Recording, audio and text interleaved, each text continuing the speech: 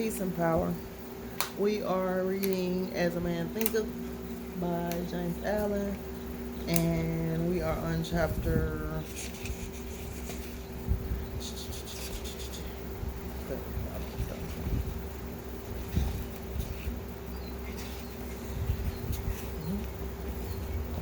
Oh.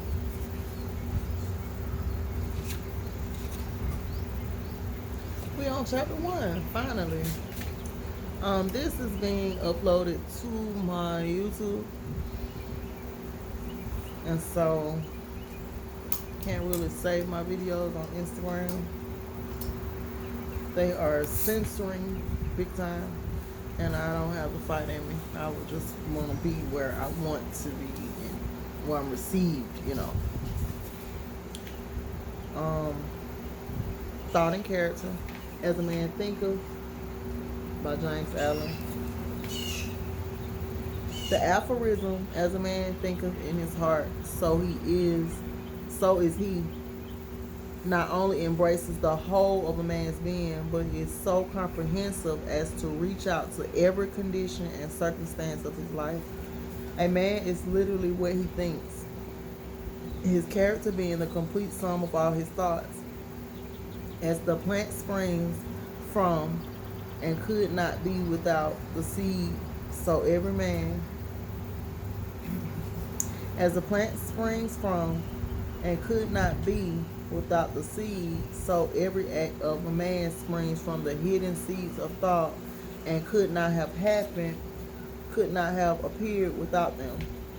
This applies equally to those acts called spontaneous or unpremeditated, as to those which are deliberately executed. Act is the blossom of thought, and joy and suffering are its fruits. Thus does a man garner in the sweet and bitter fruitage of his own husbandry. Thought in the mind hath made us what we are by thought was wrought and built. If a man's mind hath evil thoughts, pain comes on him as comes the wheel, the ox behind. Well, damn. If one endure in purity of thoughts, joy follows him as his own shadow. Sure. Man is a growth by law and not a creation by artifice, and cause and effect is as absolute and undeviating in the hidden realm of thought as in the world of visible and material things. A noble and godlike character is not a thing of favor or chance, but is the natural result of continued effort in right thinking, the effect of long-cherished associations with godlike thoughts. And ignoble and bestial character, by the same process, is the result of the continued harboring of groveling thoughts. Man is made or unmade by himself. In the armory of thought, he forges the weapons by which he destroys himself. He also fashions the tools with which he builds for himself heavenly mansions of joy and strength and peace. By the right choice and true application of thought, man ascends to the divine perfection. By the abuse and wrong application of thought, he descends below the level of the beast. Between these two extremes are all the grades of character, and man is their maker and master. Of all beautiful truths pertaining to the soul, which have been restored and brought to light in this age, none is more gladdening or fruitful of divine promise and confidence than this: that man is the master of thought, the molder of character, and the maker and shaper of condition, environment, and destiny. As a being of power, intelligence, and love, and the Lord of his own thoughts, man holds the key to every situation and contains within himself the transforming and regenerative agency by which he may make himself what he wills. Man is always the master, even in his weaker and most abandoned state. But in his weakness and degradation, He is the foolish master who misgoverns his household. When he begins to reflect upon his condition and to search diligently for the law upon which is being established, he then becomes the wise master, directing his energies with intelligence and fashioning his thought to fruitful issues such as he then becomes the wise master, directing his energies with intelligence and fashioning his thoughts to fruitful issues.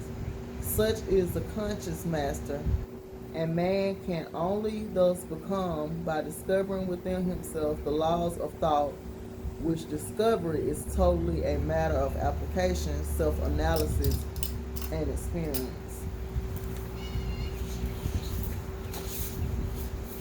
Only by much searching and mining are gold and diamonds obtained, and man can find every truth connected with his being if he will dig deep into the mind of his soul, and that he is the maker of his character, the molder of his life, and the builder of his destiny. He may unerringly prove, if he will, watch, control, and alter his thoughts, tracing their effects upon himself, upon others, and upon his life and circumstances, linking cause and effect by patient practice and investigation, and utilizing his every experience, even to the most trivial everyday occurrence, as means of obtaining that knowledge of himself which is understanding, wisdom, power. And power. In this direction, as in no other, is the law absolute, that he that seeketh findeth, and to him that knocketh it shall be opened. For only by patience, practice, and ceaseless importunity can a man enter the door of the temple of knowledge. So that's the only way a man can enter the temple of knowledge.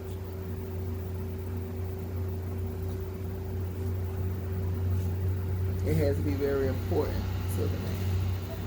Okay, so that was chapter 1. And we're going to go and read the forward so we can start over from the beginning. This little volume, the result of meditation and experience, is not intended as an exhaustive treatise on the much written upon subject of the power of thought. It is suggestive rather than explanatory. Its object being to stimulate men and women to the discovery and perception of the truth that they themselves are makers of themselves, by virtue of the thoughts which they choose and encourage, that mind is the master weaver both of the inner garment of character and the outer garment of circumstance, and that as they may have heretofore woven in ignorance and pain, they may now weave in enlightenment and happiness. So you are whatever you become. It comes from thought. Whatever you become, it comes from your thought process. That's why right now I'm very uncomfortable. And so it's because I'm pushing my limits. I am now focused on, like, big time working. I acknowledge that I get too relaxed. And so in order for my business to grow, I'm going to have to get outside of my own boundaries. And that's why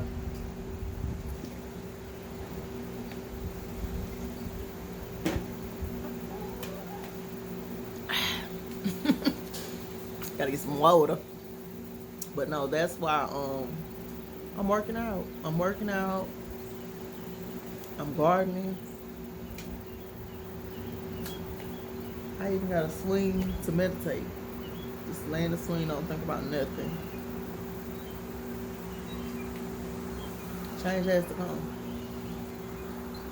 And so when you do change, things begin to grow. And so here we are. Now we're gonna start this book over one more time. We gotta read our book 3 times, people. This is the second. We're gonna read starting from the beginning, As a Man Thinketh by James Allen. This book was given to me from my friend Keto, and I told her she gave me this book over 10 years ago, and I'm just now reading it. I'm gonna read it one more time for understanding. We read it from the front to the back, then we read it from the back to the front, which is what we're finishing today. And then starting the next video, we're gonna read it from the front to the back, and then we're gonna find something else to read. Peace and power. Hope everyone is well, and I'm out of here.